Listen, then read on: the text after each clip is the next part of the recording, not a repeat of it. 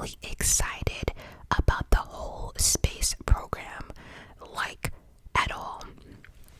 So NASA was like, maybe we should involve Sesame Street to encourage children's interest into space. However, with that idea came a lot of challenges, particularly one, and that would be Big Bird size. If you do not know, Big Bird is 8 feet 2 inches. 8 feet 2 inches. 8'2". So his size made it difficult to accommodate him on the shuttle, which ultimately led to the plan being scrapped. Then, the unthinkable happened. The unthinkable happened. 73 seconds after liftoff, the Challenger exploded. And I will explain the exploded later.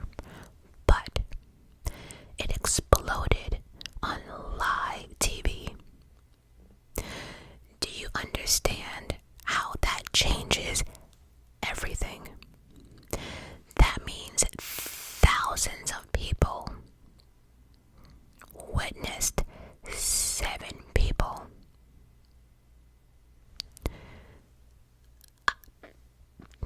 come from space and double down to their death to Earth. Do you understand? Listen, I will link the video or the clipping from CNN down below. If I was standing there, I would have been in shock. The Challenger disaster is considered one of America's worst tragedies. Many witnessed the tragedy but have no idea what went wrong. Guess who's gonna tell you? Guess who's gonna tell you? That would be me. Here is the story of the Space Shuttle Challenger disaster. Well, we have done cruise ship disasters. We have done shipwrecks and ship disasters. We have done airplane mysteries like what the hell happened to Malaysia flight. We have done deep dives into movies and TV shows. We've done deep dives into celebrities. We even done stupidity like the Titan that tried to make it to the Titanic in a shoebox made of tin from Temu. We did that as well. But we haven't done anything about space or space disasters, so here we are. I just want to remind everyone that I am not a teacher. I'm not a scientist, a physicist, an astronaut, and I don't want to be any of those things. I am just a woman who likes to read and learn different things and then spread my knowledge. And so, any astronauts, scientists, whoever would like to chime in the comment section, please do so, because knowledge is everything and we definitely want the correct knowledge.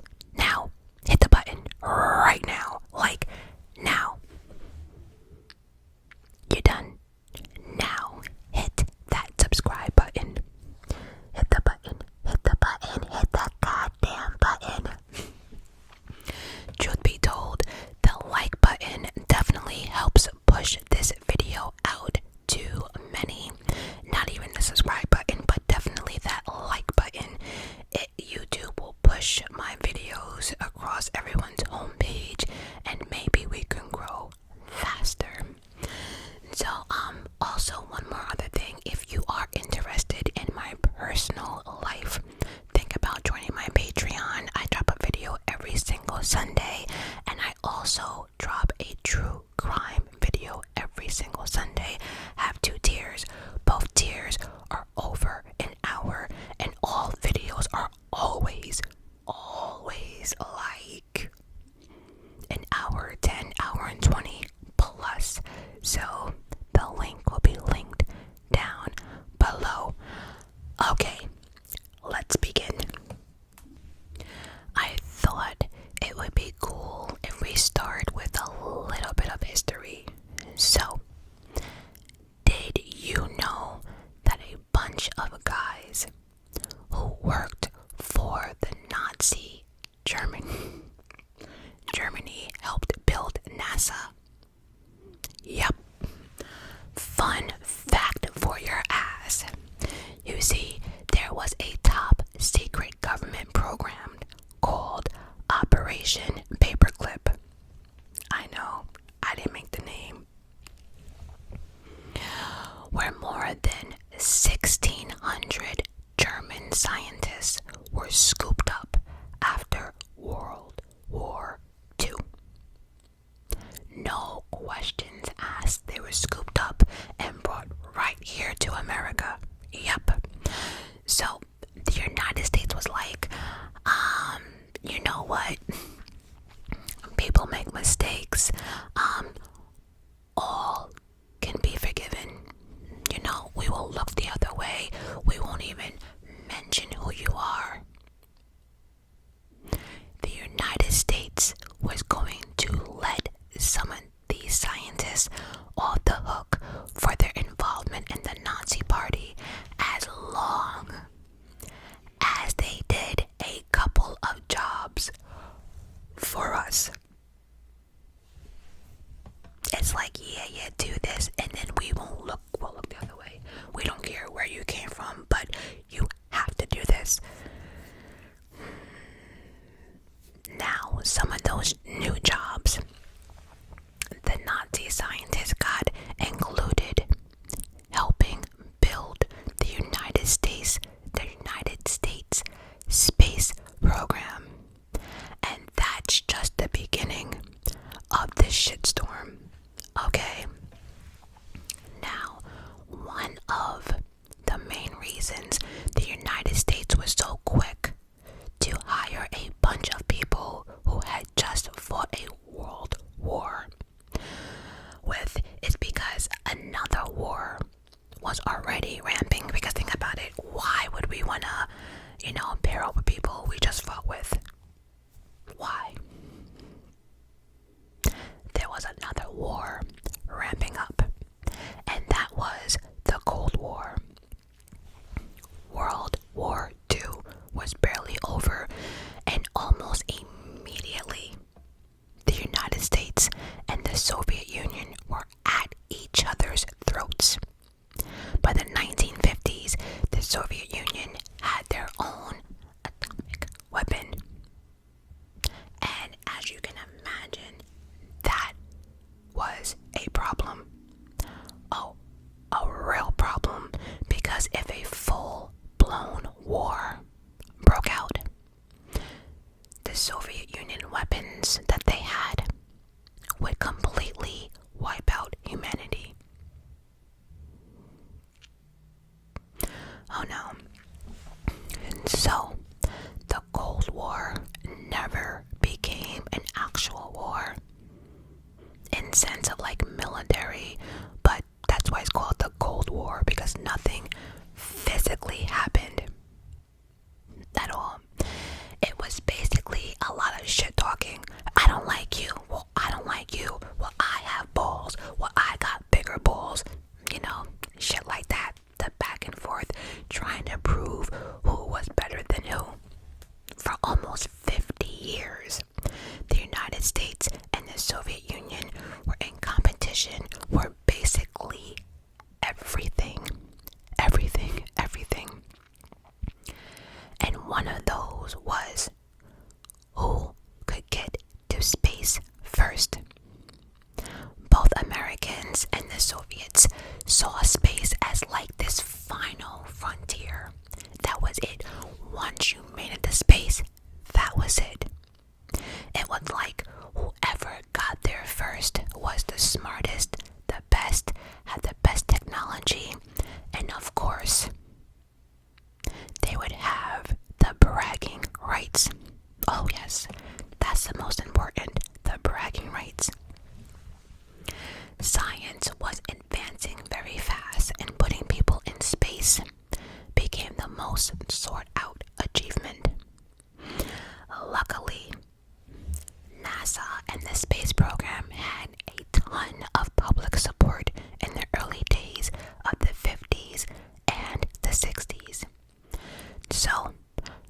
race was on.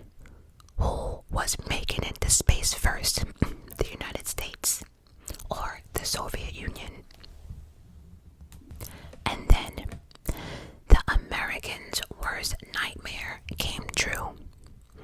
On October 4th, 1957, the Soviets launched the first man-made object into orbit.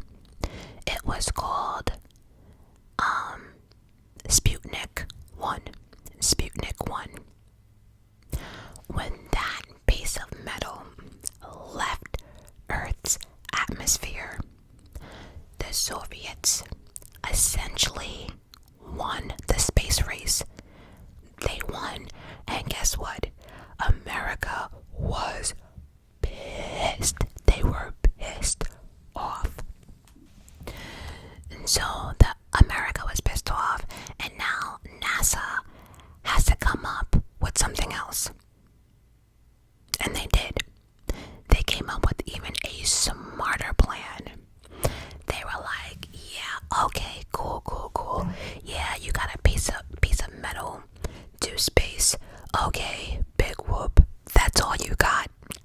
Space is old news. But yeah, you know what though? You know what's actually the biggest thing now? The biggest thing is who can land on the moon. So space was no longer it's now like, okay, space is cool, but who's gonna land on the moon? So now it's a new goal. Game on. Who is making it to the moon? And on July 20th, 1969, America made history. We landed on the moon, and Americans made sure that they knew who got there first. I know America put their flag there, but is the flag still there? Does anyone know if the American flag is still on the moon? That's probably something I should Google, but I would love to hear people's thoughts if you guys just know. I'm gonna Google, please hold. As I'm reading it here, I wonder if anyone knows the answer to this.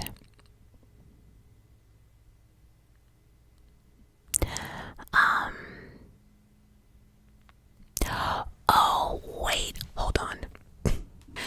What caught my attention is, yes, the American flag is still there, but because if of it being there for so long, and the sun and the orbits and all that other space stuff, the flag looks so, I don't even know, it just, what is happening? It looks discolored. Of course it would be. It looks just, I'm gonna, hold on. Alright, so I hope you guys are typing away if you know the answer, but look at the flag. Look what it looked like then, and look what it looks like now. And I do wonder though, what year was that? Honestly, I can't find when the last time the picture was taken of the flag on the moon, but regardless, it's just discolored and not looking like a flag now, is it? Anyway, so now, technically, the hype about space is over. Been there, done that. We got metal out there. We had a human, land on space. It's just like, on the moon. It's just like, okay. People were just over it. Completely over it. The moon landing was it. Series finale. That's it. Done. So America and the government was like, well, if no one is really interested in the space program, why should we keep funding NASA, right? Nobody really cared.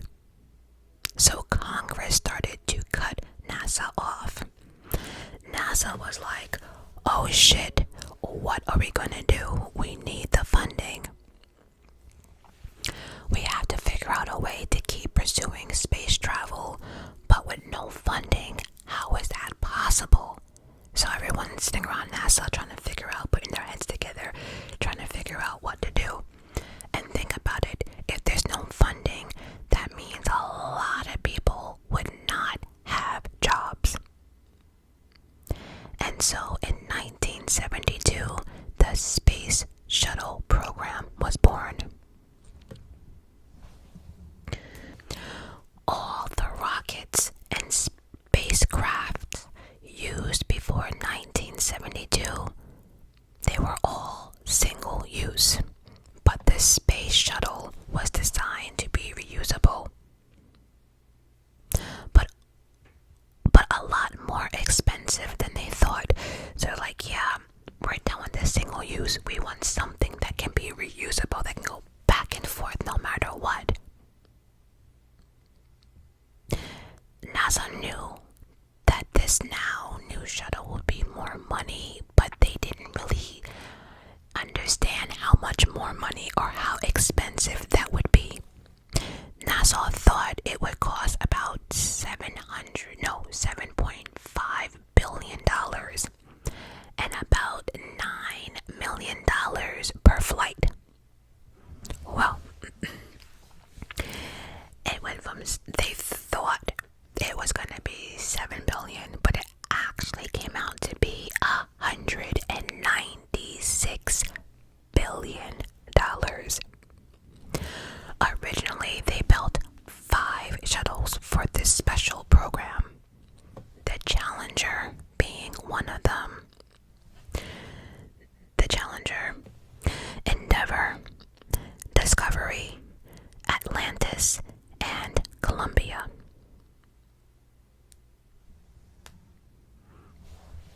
Now, to be fair, the Space Shuttle program was successful. It gave us some amazing satellite and telescope images. Was also a huge part of creating the International Space Station, which is essentially a floating space lab orbiting the Earth. I looked into that. The International Space Station, really cool. I don't know shit about space or astronaut, but that just seems really cool. I mean, yeah. Even with huge advancements and successes, NASA wanted to keep pushing the envelope. Like with the Challenger. The Challenger actually had 9 other successful flights before the one we're talking about today. In 1983, the very same shuttle brought America's first woman to space, and her name was Sally Ride. They allegedly wanted to prove that American people, that space travel could be safe for everyone. Now here's the thing, when I read that, I said to myself, okay, so what did people think, that space travel was only safe for men? Because they made it a point to, after the first female, it's like, okay, so it's safe for everyone. So I'm like, was it originally not safe for females or just men? I'm just saying. So NASA introduced a new program where they would put the first non-astronaut to space. Specifically, they were going to pick a teacher.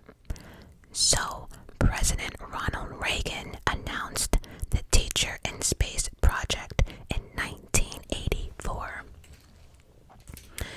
This program would honor America's teachers and get students across the country more interested in science and engineering and space. Around 11,000 teachers applied, and NASA accepted just 2. Krista McAuliffe. She actually won. And she was from Concord, New Hampshire. Then we had a Barbara Morgan, elementary school teacher as well. She was from Idaho and would serve as Krista's backup. So just in case something happened to Krista, Barbara would have been her backup plan. Now, I do want to mention that, when you get picked for something like this, you just don't hop onto a spaceship and then just go, right? There's extensive training, learning, and there's a lot of things you have to do before you just, board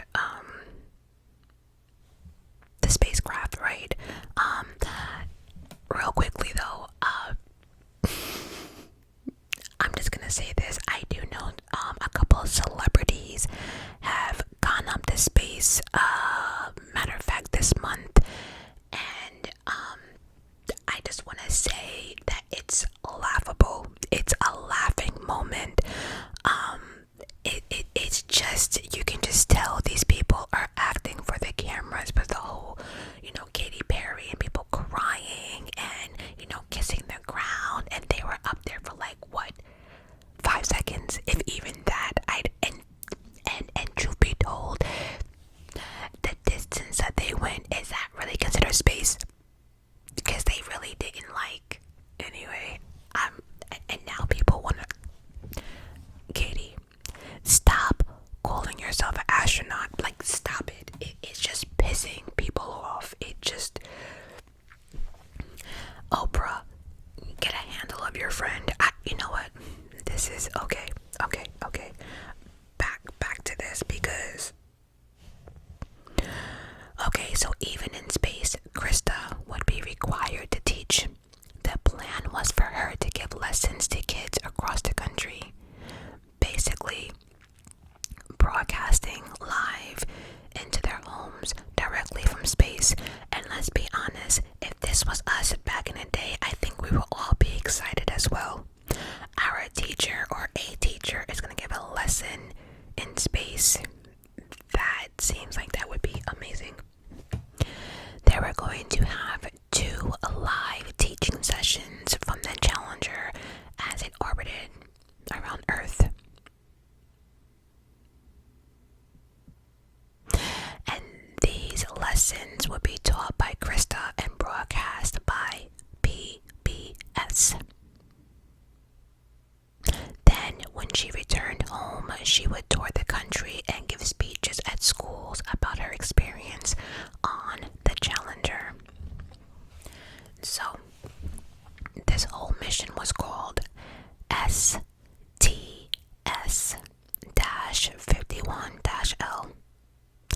And it was the 25th.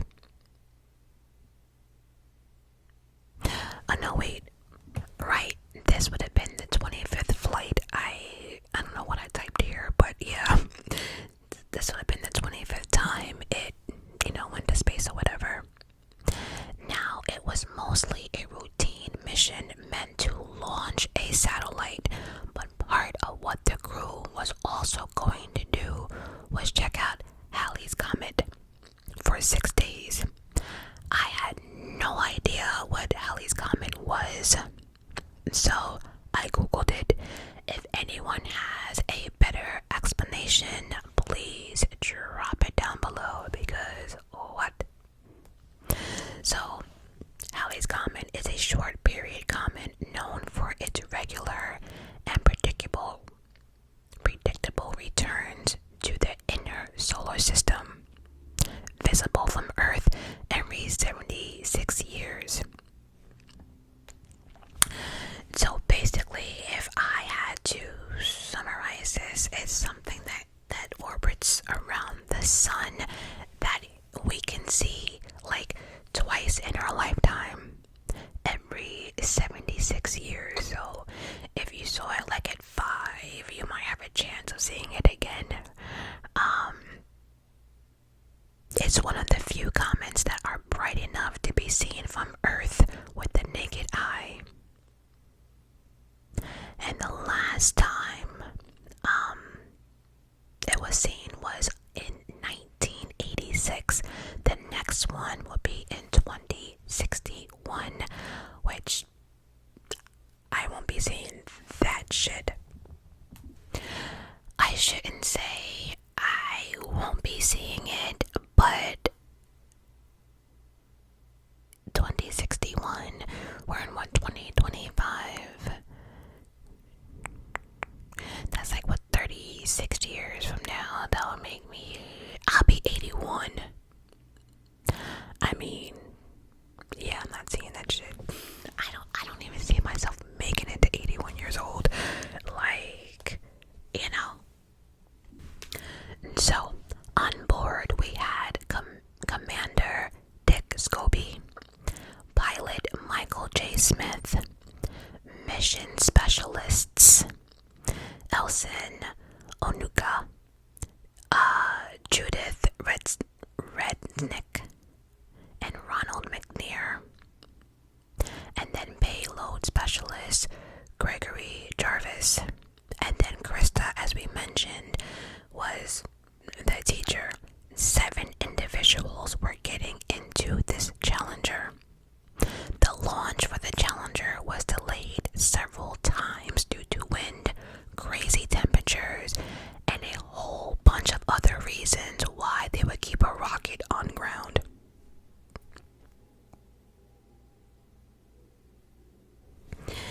In the very beginning, the Challenger was supposed to launch in July 19th, 1985, but then got pushed back to January 1986.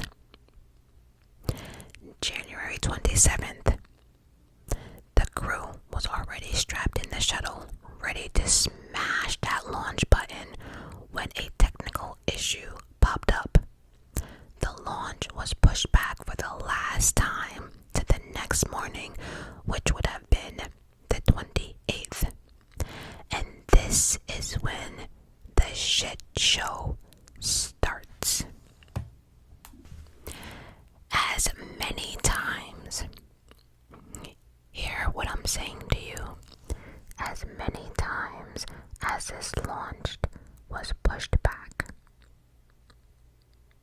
I feel as if the earth was trying to give them a sign to stay their ass on the ground. I can't stress enough how many times this launch was canceled. It's like, especially after the 3rd time, it's just like, maybe we shouldn't be getting on that, like, at all. But I think on the 6th or 7th one, it finally launched. It's like the earth was trying to help you. The night before the launch of the Challenger, it was freezing cold outside. Temperatures dipped into the low 20s, and in some interviews that I watched, some employees say that it actually got down to 18 degrees. 18 degrees, 18 degrees. Now, I know many probably have never seen cold weather like that, but I have. And just on the ground, you know, ice and cold, black ice, yeah, 18 degrees is not even cool on ground. I'm not sure about space though. So question for my scientist people, because I don't know. If it's like 18 degrees on the ground, is it like triple colder in space? Again, I'm not a scientist. I'm not an astronaut. I actually have no interest. But I do have questions though.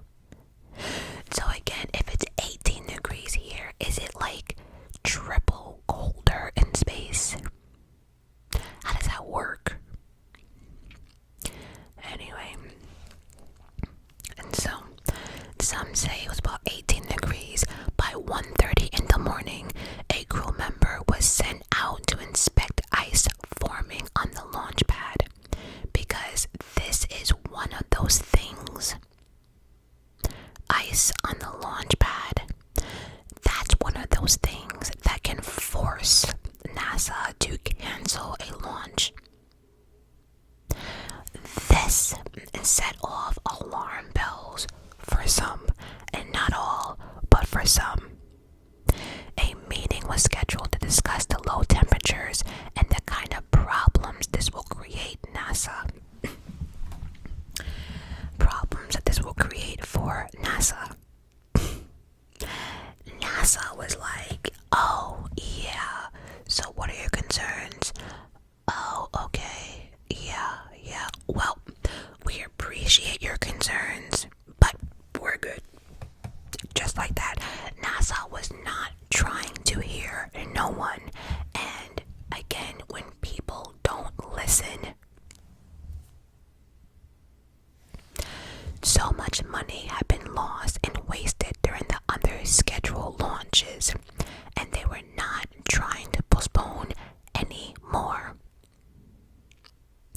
6:18 in the morning. Still, January 28th, the Challenger crew was awake and eating breakfast. This is the part, or I didn't write it down, but I remember reading it multiple times. In the morning when the crew woke up, nobody, because of the cold temperature, nobody thought the launch was happening. Matter of fact, people were calling their loved ones. Yeah, book me another flight home. It's too cold. We're definitely not launching. Nobody. I don't know why people don't speak up. That entire crew, nobody thought they were launching. Nobody thought anybody would be crazy enough to launch in, we'll say, 18 to 23 degree weather. We'll leave it at that, right? Nobody thought this was going to happen.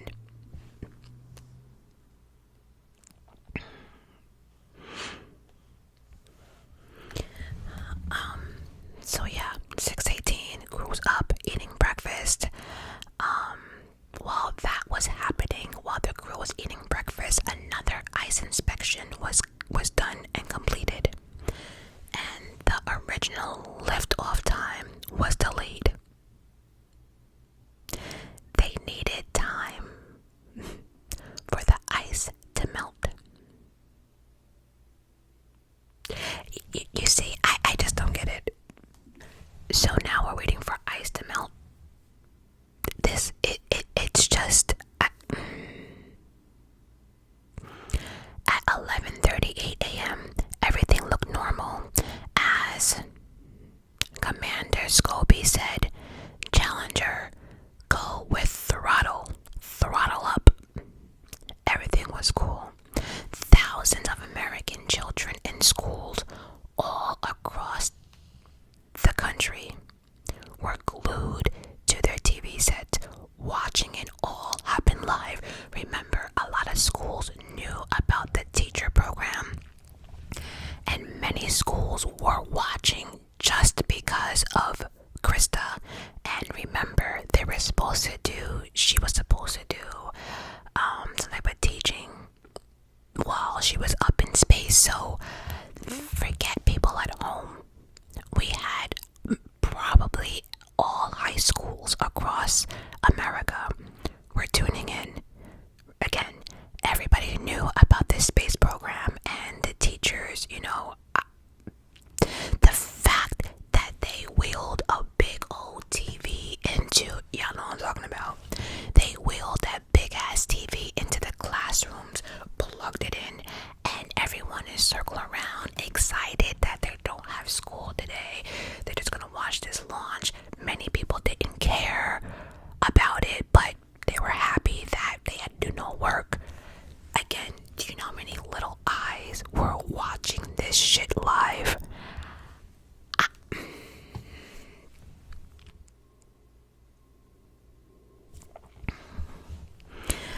I don't know. I want to stop here and say that my mother remembers this incident, and she wanted to watch, but she could not because she had patients, so she couldn't do that. But my father actually watched this live.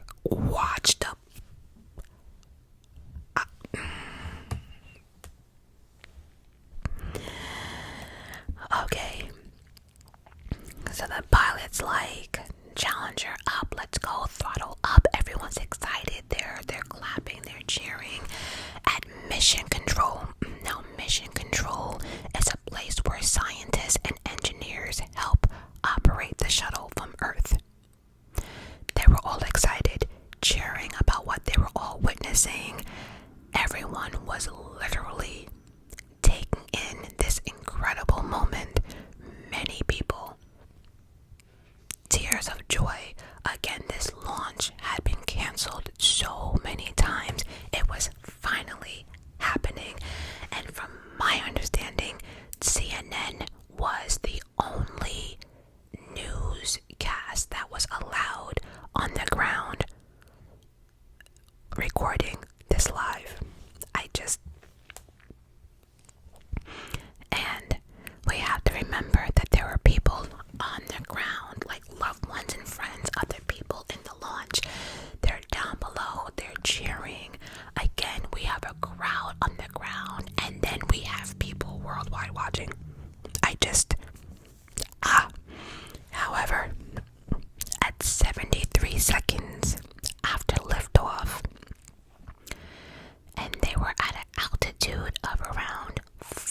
36,000 feet. The pilot says, "Uh-oh." My heart, that's it. That's all we hear. The pilot saying, "Uh-oh." And then, while students watched live in their classroom, along with everyone else watching all over the place, the Challenger exploded and began to disintegrate to Earth. And all communication with the crew was lost. Everyone was horrified. Many people watching just witnessed the death of 7 people. NASA, people on the ground at Mission Control were all shocked, horrified as they saw white smoke burst from the rocket, and then the shuttle disappeared from view, followed by chunks of the shuttle and debris falling back to Earth. The shuttle had no escape system, so the crew remained trapped inside. The crew was still alive inside when all of this happened. There were these oxygen packs that could be turned on in case of an emergency, and it turned out that 3 of the 7 had been switched on, and only someone inside the shuttle can turn them on. So that means some of the crew had to have been awake and conscious enough to do that even after the explosion. The fuel tank exploded, but the crew compartment was still intact.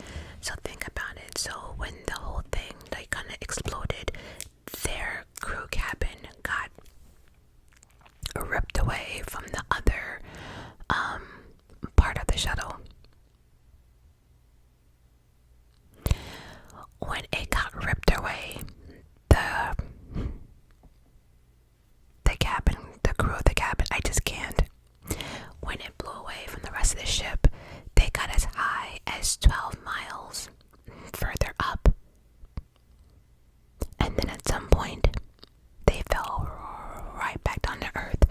So when whatever happened to the shuttle, the part that the crew was in got blasted 12 miles out and then fell right back down to Earth.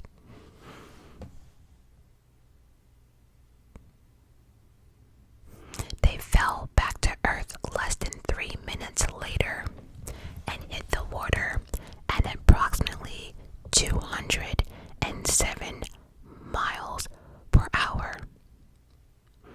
Upon impact, all 7 crew members immediately, if they weren't already dead, were dead the time they hit the ground.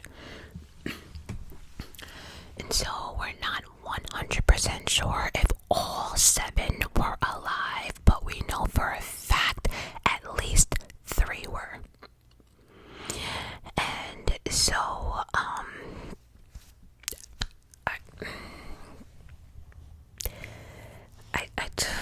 God. Yeah. The aftermath. An investigation was launched to look into what caused the disaster. And ladies and gentlemen, what they found did not make NASA look good at all. At all. Leading up to the launch, the Space Shuttle program had a whole bunch of red flags. And we know about red flags. The program as a whole was considered safe, but there had been some technical issues.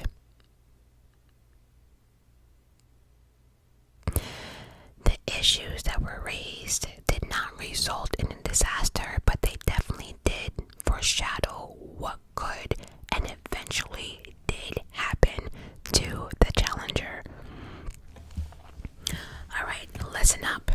because once again, let me repeat myself, I am not a scientist or engineer, none of it. So I'm going to try to keep this as simple as I can, and if someone again wants to chime in, please do so. We have to understand what a O-ring is to understand exactly what happened here. An O-ring is a circular rubber seal with a donut shape. I don't know. The only purpose of the O-rings is to seal gaps when two things like pipes or joints or compartments or whatever are put together, and the O-ring stops any fluid or gas from traveling through the pipes, from escaping and leaking. It creates a seal, airtight, whatever. So I look at it like this. I don't know if this is gonna make sense. Let's just say this green part is like the O-ring, right? It's the O-ring is like a little, like half of this, like just a circular rubber thing, and it would go like here. Let's just say these are two different components, right? Let's just say this is a seal, the O-ring right here, right? So the O-ring would prevent whatever is in here to get over here. So this seals everything off between the two compartments. I don't know if I'm making sense. Matter of fact,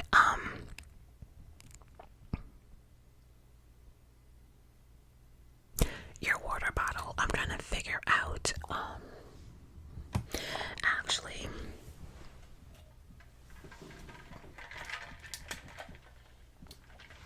I don't want to make noise, but there's like a outer rubbery ring around here, and when I close this, it seals it. I hope I'm making sense. If you have no idea what I'm talking about, Google it. I be trying to explain stuff, but so basically it's just a seal that prevents stuff from going into places it should not be going. I don't know. Investigators found out quickly that the Challenger had technical failures, and worse than that, NASA knew the O-rings had problems years before the launch.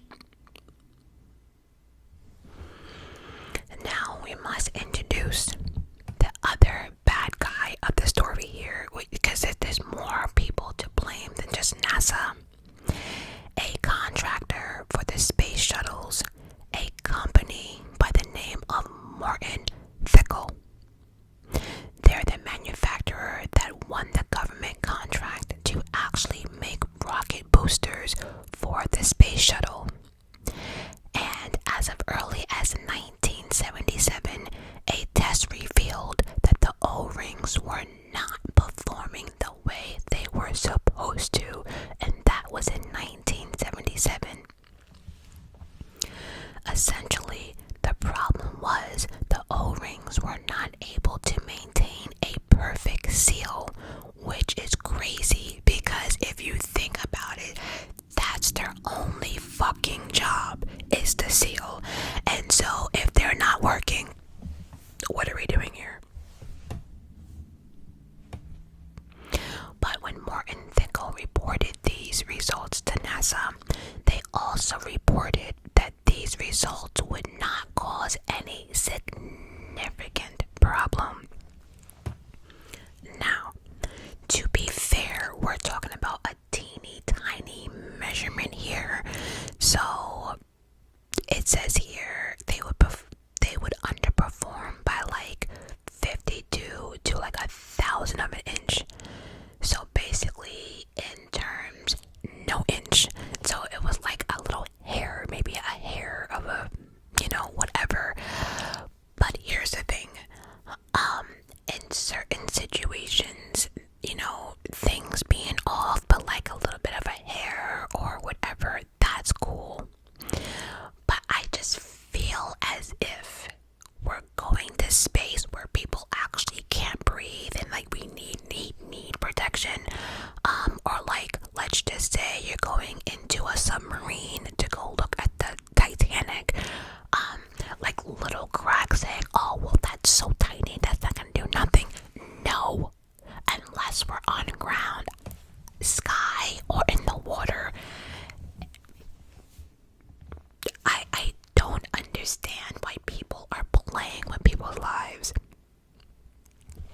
So anyway, it was teeny tiny, so I guess NASA felt as if it was not a big deal either.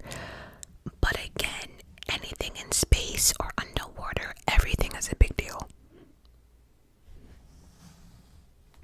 So yes, the Morton Company did report the problem, but it was not a big enough problem to change anything.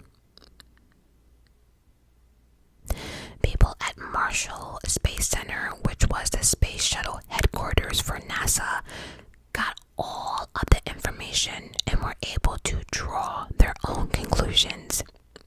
They sent out a memo saying that the O-rings were design deficiency and recommended it be corrected before going any further.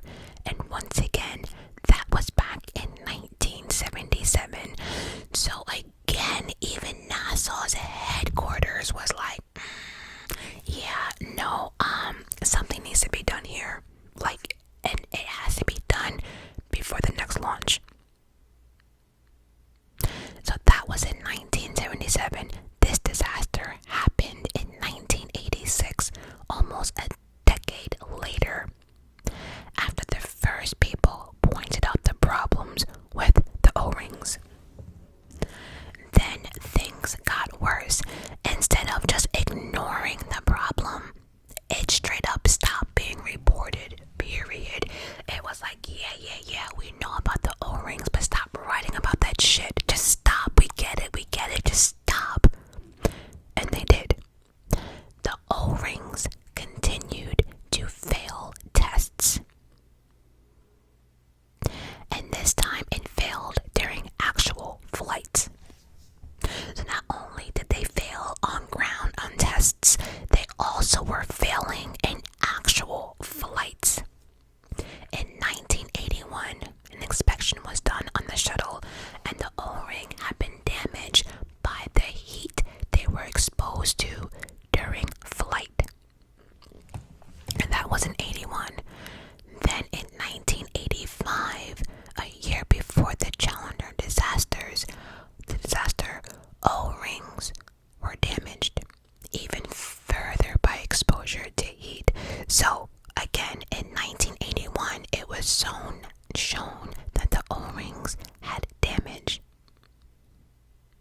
because of the heat. And it got reused again. And then again. So in 85, they were damaged even more. This was again written off as acceptable. So people kept using them like it was nothing. Like, you know what, nobody cares. You know what, we told NASA, but they don't care, so why should we care? Just get in, go, do what you gotta do. Yeah. Now, these O-rings were having problems, but not just at high temperatures, but at low ones as well. At 50 degrees. I think I said 50 before, but 50 degrees, which is not freezing at all. The O-rings failed. At 50 degrees, they failed. More memos were put out.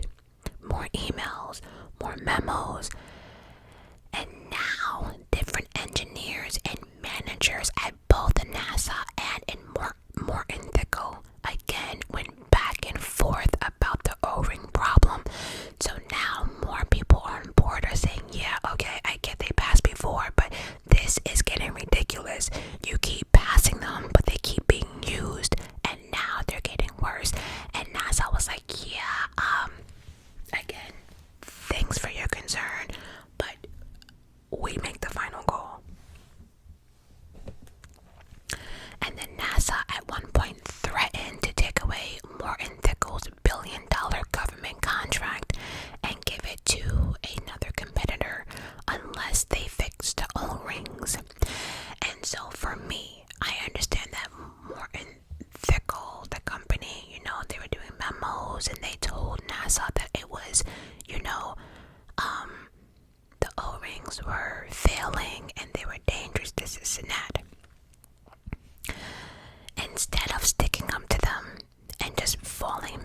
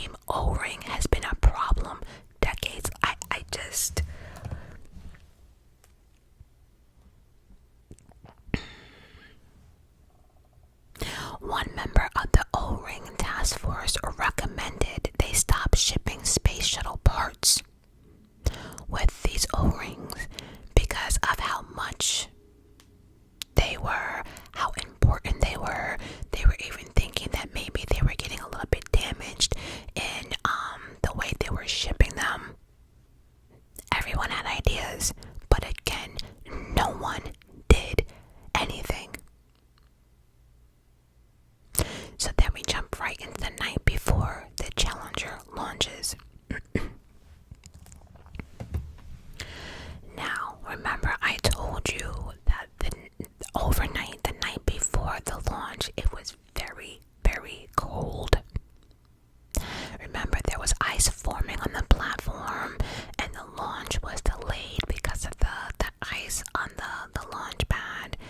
And remember, they said that the O-rings were failing at 50. So imagine what the O-rings were doing between 18 degrees and let's just say the low 20s. If you failed in 50-degree weather, what makes you think you will do any better between 18 and 23 degrees? It's like the O-rings tripled messed up because of the low temperatures. So basically, the colder it got, the less efficient the O-rings were. I can't make this shit up. And the temperatures outside on that day was way colder than any other time they performed those tests on the O-rings. And because of all of this, right, Morton strongly recommended not launching the Challenger on January 28th. And again, remember I told you that nobody thought they were launching. Even the pilot didn't think they were launching because it was too cold. Everyone was shocked when they were like, no, the launch is still going on. And I even have it here because remember, the Morton company, the engineer who knew the shuttle the best,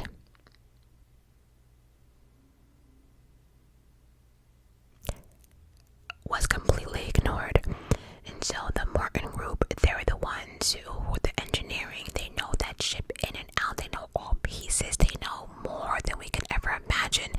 And the one person that knew, or the one company that knew about it, was completely ignored. So it just makes you think, why have these companies if they're the ones to tell you no, don't do it, and then you ignore them anyway? What's the point? And before I forget, nobody was held responsible. No one was like held responsible for this. No one got in trouble. No one got arrested. Nobody actually really answered for any of this.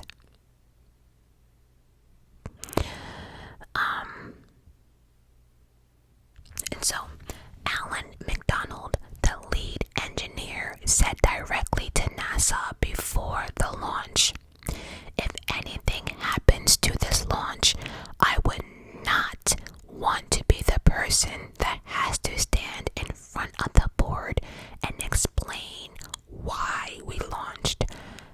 That is some serious words. And you would think that after hearing that, somebody would stop and say, damn, you know what? You're right. But then it turns out that NASA gave Morton a $75 million bonus despite all these O-ring problems. And at the time of the accident, there had been over 25 incidents with these O-rings failing. So it was like NASA just gave Morton Company just more money, basically like, shut up. And you know, Morton Thickle, they wanted that money. They wanted it. They did not want NASA or the government to have any other, engineering company or manufacturing company out there. They wanted NASA, so they were gonna do whatever they needed to do to keep their position. And the fact that I read that NASA gave them an additional $75 million bonus, it's just like, so money talks. And it's sad because money talks and nobody cared about the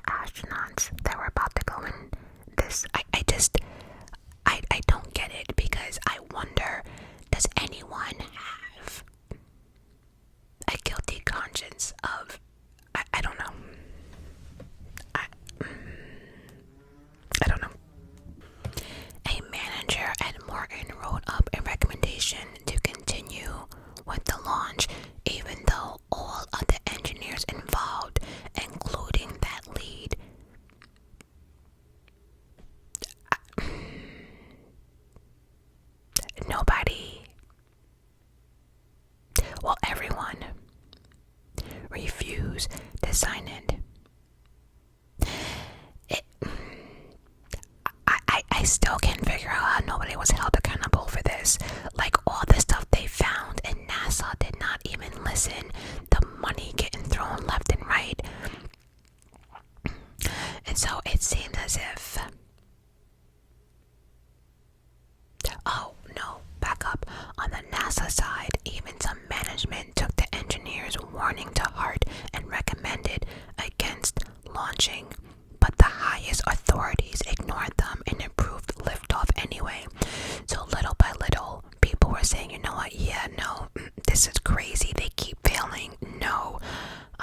Now you're putting a teacher up in there. Yeah, no, we can't.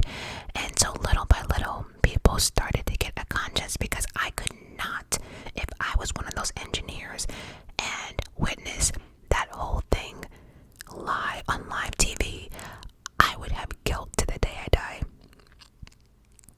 I just...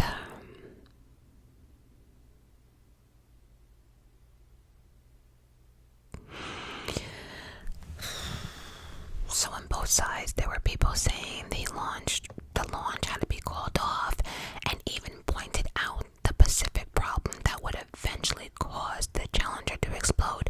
There was even some people that says, no, I'm telling you, look how worn out that shit is. It's too cold.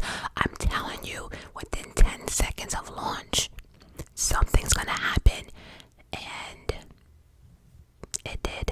Tons of tests on the shuttle pointed out a huge safety issue. And they had nearly a decade to fix it.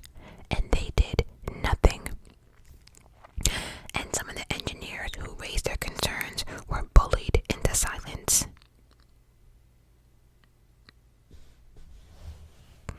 In the end, the cause of the disaster were those damn O-rings. The O-rings were supposed to seal the joint in one of the shuttle rocket boosters, but the record low temperatures during the morning of the launch stiffened the rubber O-rings, which meant they could not seal the proper way.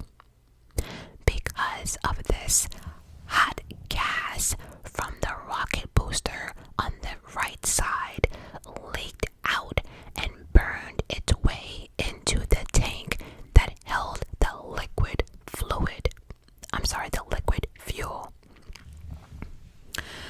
Let me read that back, because this is important. And so, the O-rings were supposed to seal a joint in one of the shuttle rocket boosters, but the record low temperatures during the morning of the launch stiffened the rubber O-rings, which meant they could not seal the rocket the right way. Because of this, hot gas from the rocket booster on the right side leaked out and burned its way into the tank that held the liquid fuel. It was the tank that exploded.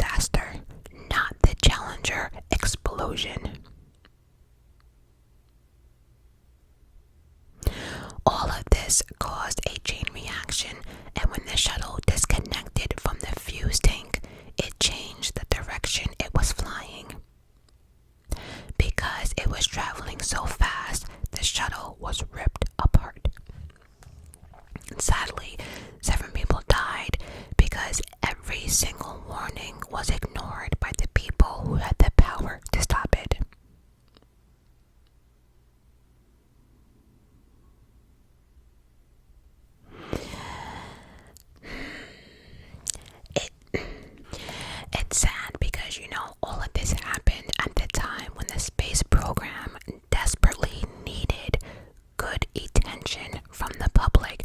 They wanted the funding. So if they got the attention of the public, they would get more funding and the space program would be, still up and running.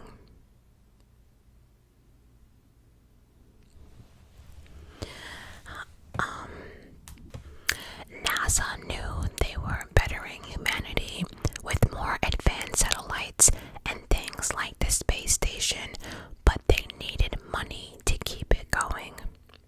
They also wanted to remain the biggest winners of space, which caused a lot of decisions that should not have been made. That was the purpose of the whole history lesson in the beginning of this video, because all of this came down to money and people just wanting to be winners. They just wanted to be the biggest winners, and because of that, it's like at what cost, right? Now, Morton Pickle in my eyes also can be equally blamed. They did not want to lose a big government contract by standing in people's way. But if Morton just took a stand, if they just took a stand, money is so evil. Sad. Anyway, to summarize this video, NASA eventually recovered the remaining fragments of the Challenger at the bottom of the ocean floor. They also were able to recover the bodies of the crew. Their remains were flown to Dover Air Force Base in Delaware on April 30th, where they were turned over to their family for funeral arrangements. The families later helped establish the Challenger Center for Space Science Education in their memories. After the incident, NASA put the Space Shuttle program on hold for 32 months. They should have did that shit from the beginning. The Space Shuttle Challenger disaster was not only a tragedy, but also a major setback for space in general. Who wants to explore space now after you done blew up 7 people? It put a halt to NASA sending regular folks up. 17 years later, though, just as NASA was contemplating sending civilians to space again, there was another disaster. So they were like, yeah, no more civilians. 17 years later, they're like, you know what? We learned from our mistakes. Technology has come a long way. You know what? Let's think about sending regular people up. And then the space shuttle Columbia disintegrated when re-entering the Earth's atmosphere, also killing all 7 crew members on board. What year was that? Hold on. That actually happened on Saturday, February 1st, 2003. Yep, that space shuttle disintegrated when re-entering the Earth's atmosphere.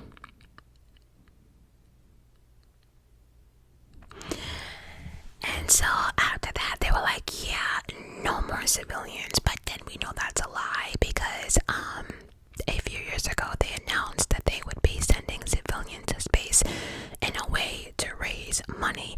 Even after the